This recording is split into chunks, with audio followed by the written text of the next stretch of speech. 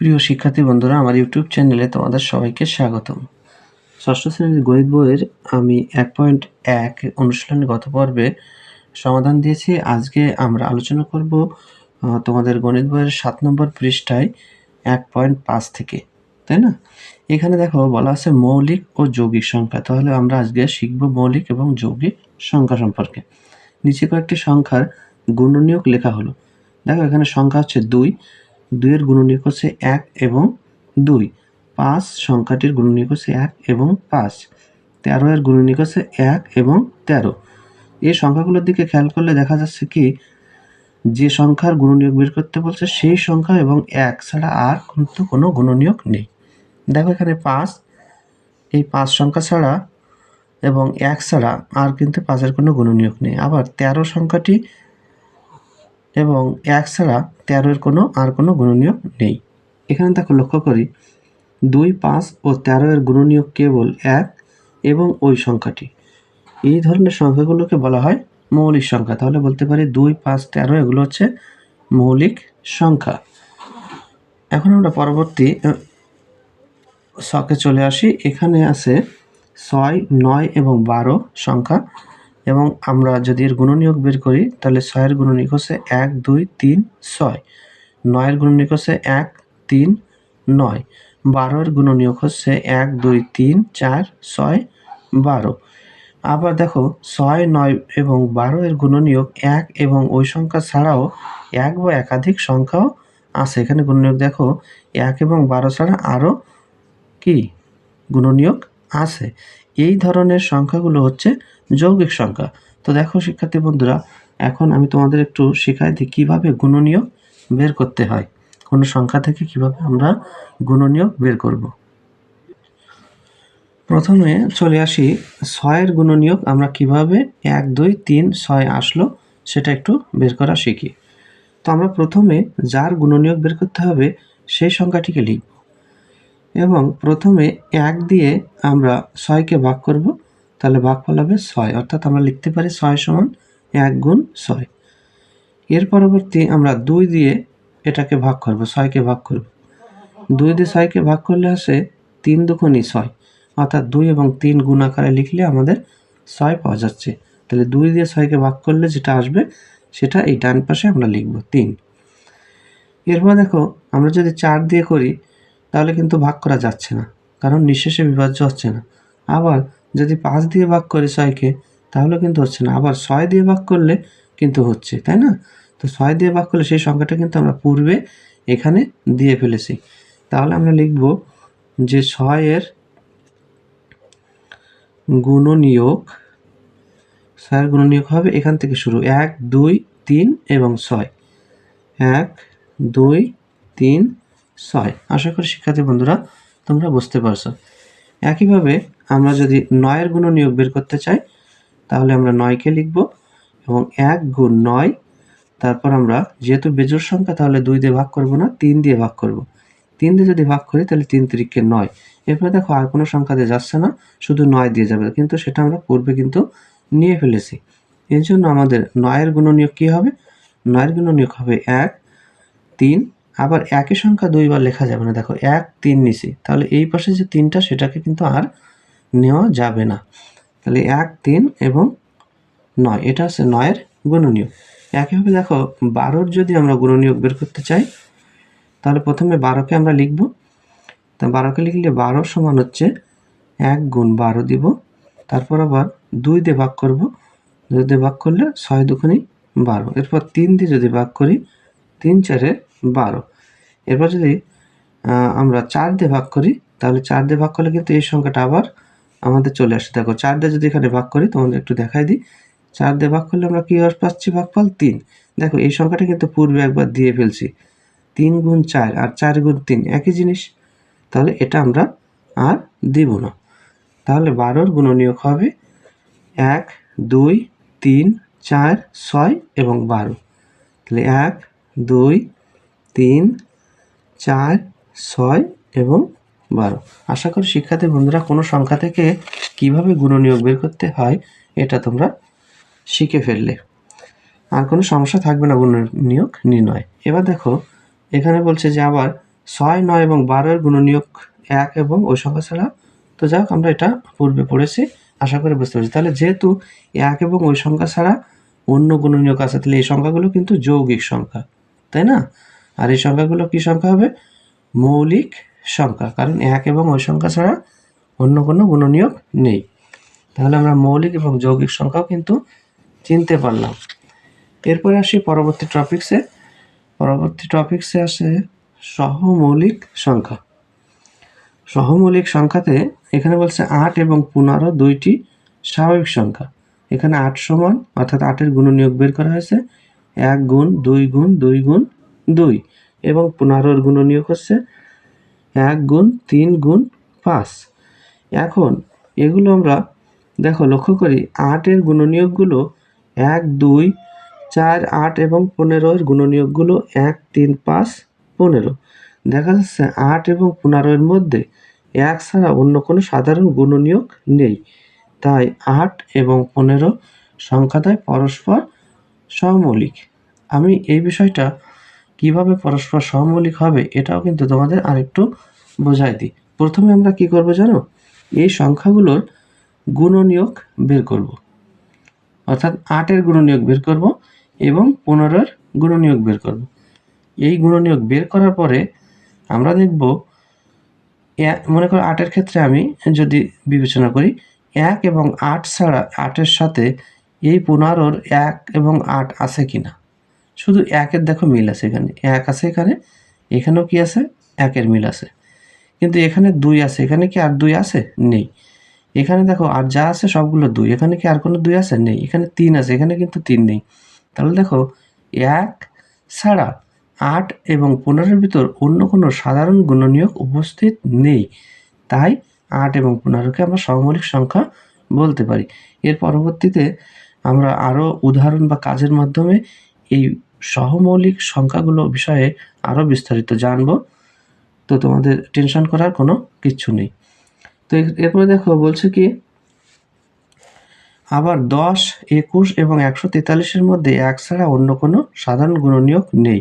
অতএব সংখ্যাগুলো পরস্পর সহমৌলিক। দেখো শুধু দুটি সংখ্যা নয়, এখানে বলছে 8 এবং 15 কথা বলছে যে সহমৌলিক নয়, কিন্তু 3টি সংখ্যা দিয়েও কিন্তু আমরা সহমৌলিক নয় সেটাও কিন্তু বলতে পারি, কারণ এখানে 1 ছাড়া অন্য কোনো সাধারণ গুণনীয়ক নেই।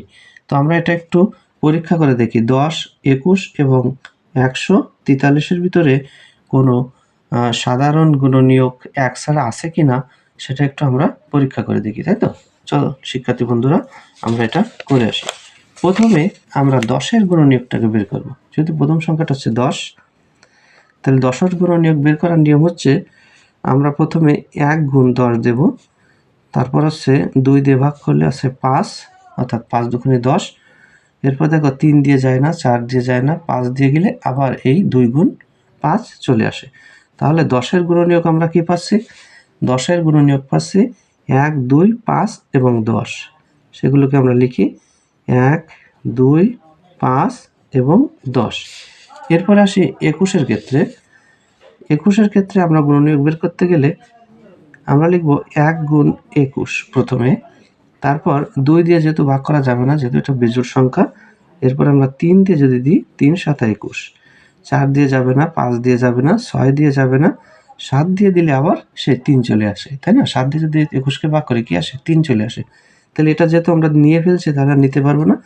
তাহলে আমরা লিখতে পারি 21 এর গুণনীয়ক হচ্ছে 1, 3, 7 এবং 21। এর পরবর্তী সংখ্যাটা হচ্ছে 143।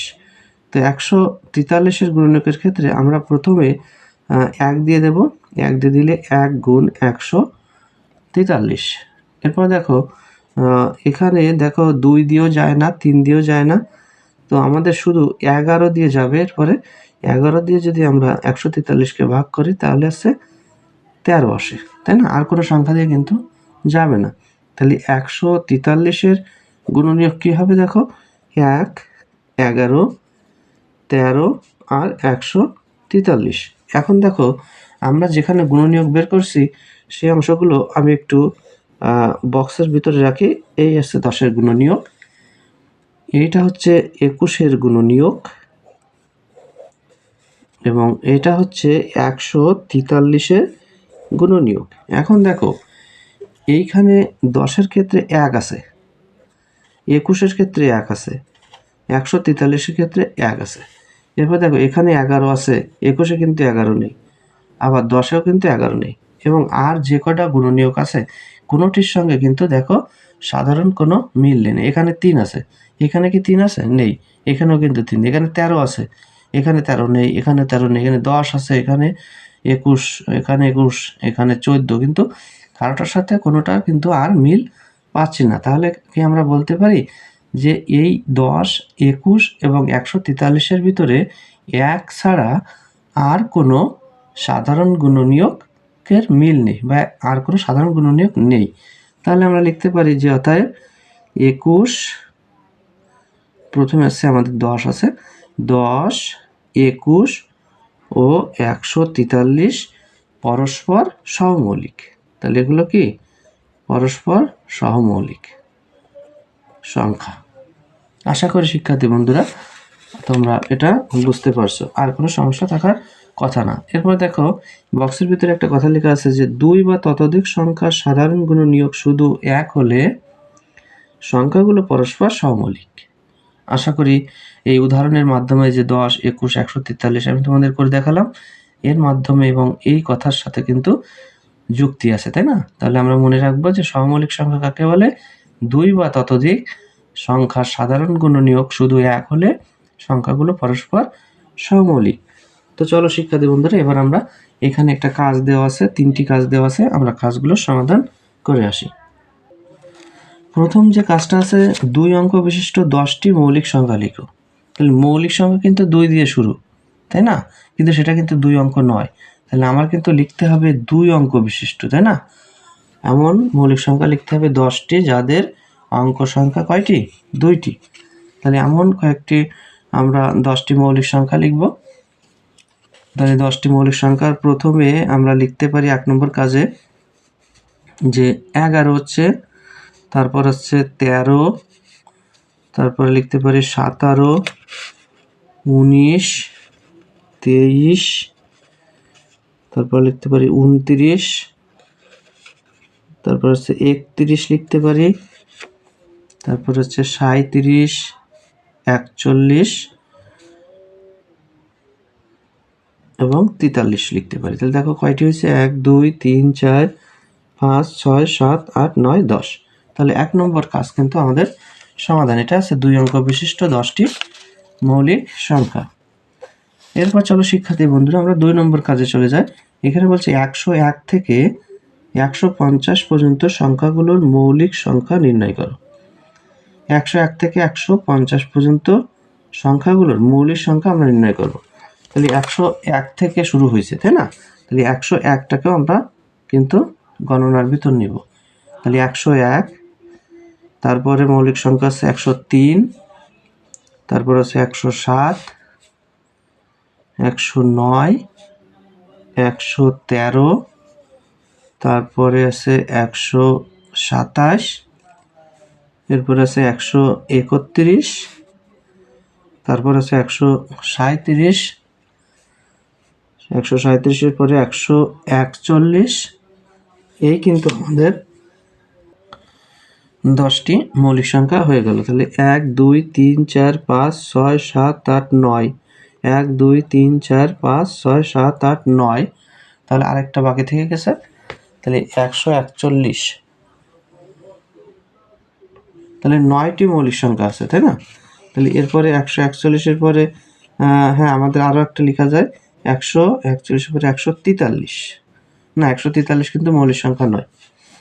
তাহলে 144, 145, 146, 147, 148, 149, 150।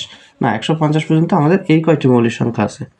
তাহলে আমাদের মৌলিক সংখ্যা হচ্ছে এখানে কয়টি হচ্ছে? 1টা, 2টো, 3টে, 4টে, 5, 6, 7, 8, 9টি। এই হচ্ছে আমাদের 9টি মৌলিক সংখ্যা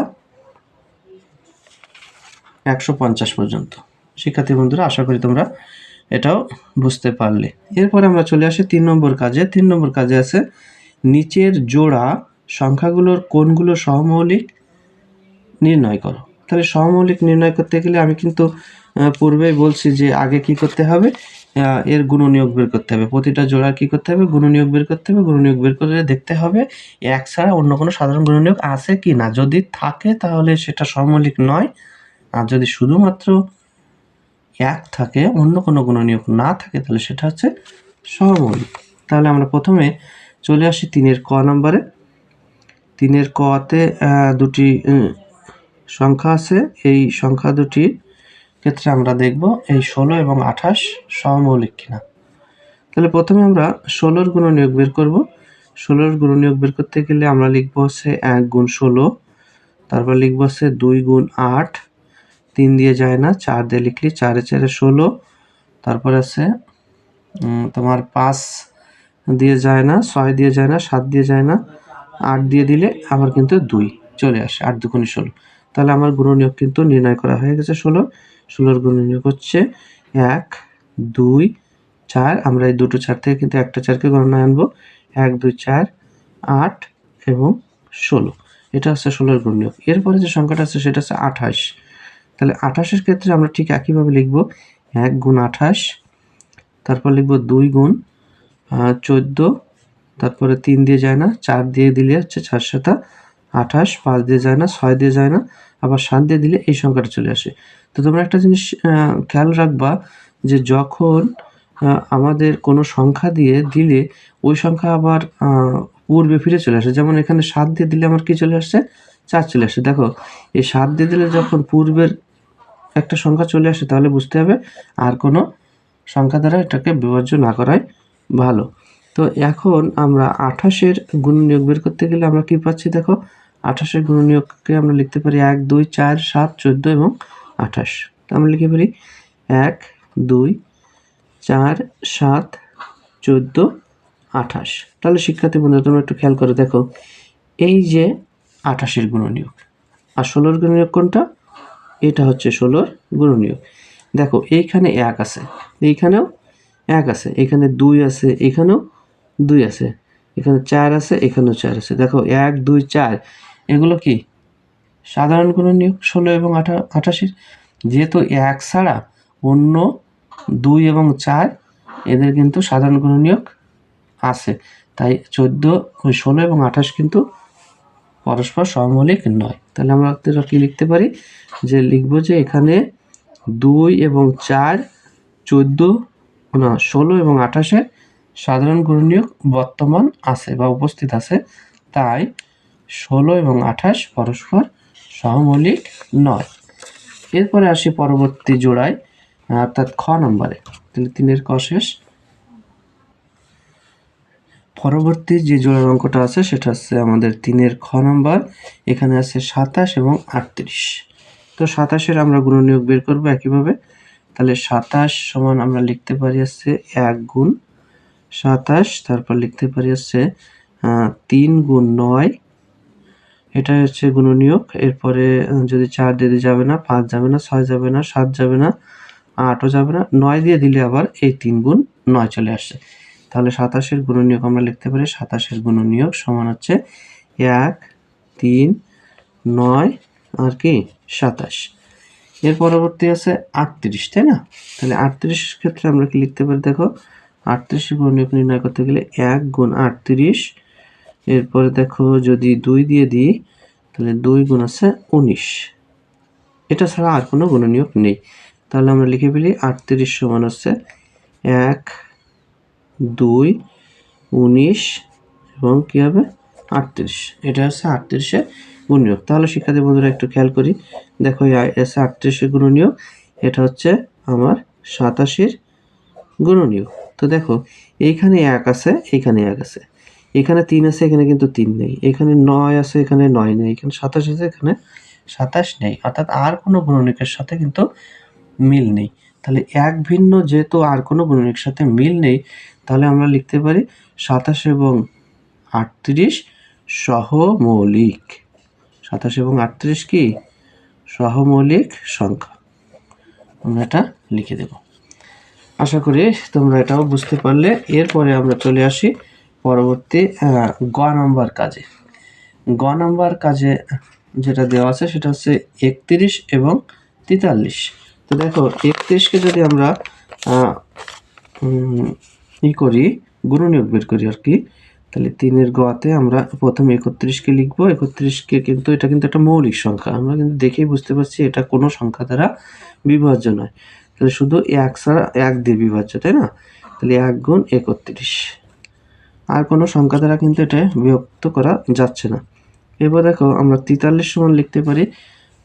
43 সমান লেখা যাচ্ছে 1 গুণ 43, অর্থাৎ 1 ছাড়া আর কোনটা দিয়ে বিভাজন করা সম্ভব নয়।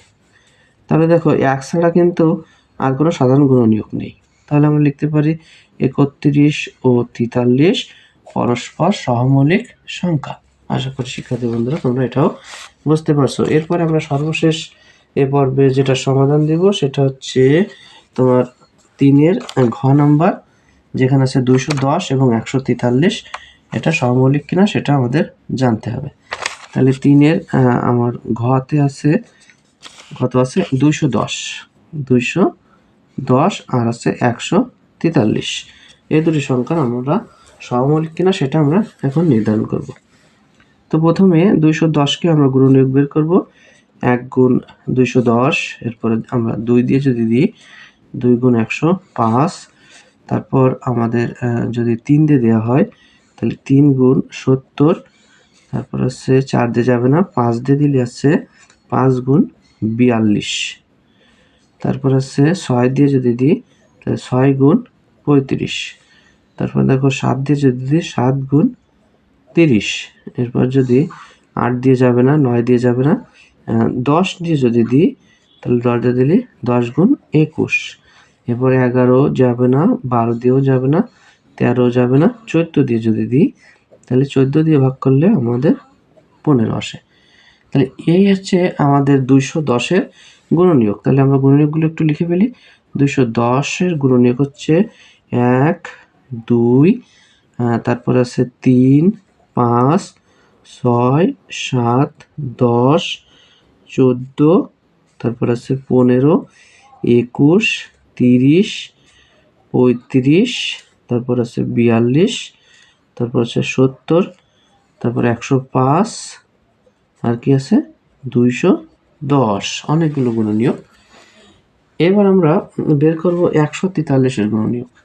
তাহলে 143-এর ক্ষেত্রে আমরা যদি গুণনীয়ক বের করতে চাই তাহলে 1 গুণ 143, এরপর আসে আমাদের 11 দিয়ে যদি দিই তাহলে 11 দিয়ে দিলে হচ্ছে আমাদের 13, তাই না? এটা হচ্ছে গুণনীয়ক। তাহলে 143-এর ক্ষেত্রে আমরা গুণনীয়কগুলো লিখতে পারি 1, 11 আর আছে 13, আর হচ্ছে 143। তাহলে তোমরা একটু খেয়াল করো, দেখো এইখানে 210-এর গুণনীয়কগুলো দেখো অনেকগুলো গুণনীয়ক, তাই না? আর এখানে দেখো 143-এর গুণনীয়ক মাত্র 4টি। তো দেখো এইখানে 1 আছে, এইখানে 1 আছে, তাহলে 1-এর সঙ্গে মিল হলো। এবার দেখবো আর কোনো সংখ্যার সাথে মিল আছে কিনা। এখানে 11 আছে, এখানে কি দেখো কোথাও 11 আছে কিনা, কোথাও 11 নেই। এখানে 13 আছে, এখানে কোথাও 13 আছে, নাই। এখানে 143 আছে, এখানে কি আছে? তাহলে দেখো আর কোনো গুণনীয়কের সাথে এই 210 এবং 143-এর কোনো মিল পাচ্ছি না। তাহলে এক ভিন্ন অন্য কোনো সাধারণ গুণনীয়ক না থাকলে আমরা কি বলবো? এটা সহমৌলিক। আশা করি শিক্ষার্থী বন্ধুরা তোমরা বুঝতে পারছো। তাহলে 210 এবং 143 পরস্পর সহমৌলিক। আমাদের অনলাইন ক্লাস এই পর্যন্তই সমাপ্তি দিচ্ছি। তো আগামী পর্বেও দেখার আমন্ত্রণ জানিয়ে এবং তোমাদের সুস্বাস্থ্য কামনা করে বিদায় নিচ্ছি। যারা আমার ক্লাসের পূর্বের ক্লাসগুলো আর কি দেখোনি তারা দয়া করে পূর্বের ক্লাসগুলো দেখে আসবে, আর যারা আমার চ্যানেলে নতুন আছো তারা আমার চ্যানেলটি সাবস্ক্রাইব করবে এবং নোটিফিকেশন অন করবে। তাহলে আমার ক্লাসটা দেওয়ার সাথে সাথে তোমাদের ফোনে বা ল্যাপটপে তোমাদের ক্লাসটা চলে যাবে, তোমরা সেটা দেখে নিতে পারবে। তো তোমরা ভালো থেকো সবাই। আজকের ক্লাস এ পর্যন্তই।